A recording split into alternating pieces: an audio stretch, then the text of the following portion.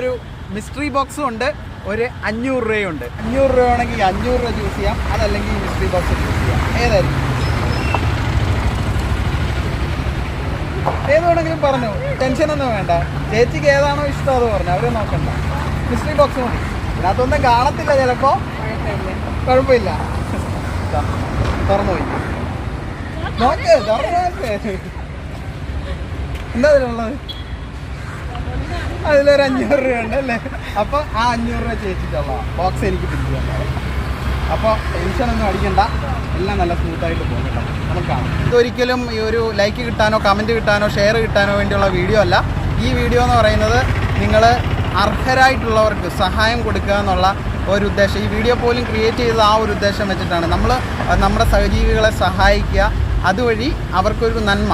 നമുക്ക് ജഗദീശ്വരൻ വേറൊരു വഴി വലിയ നന്മകൾ തരും. ജഗദീശ്വരൻ എല്ലാവരെയും അനുഗ്രഹിക്കും.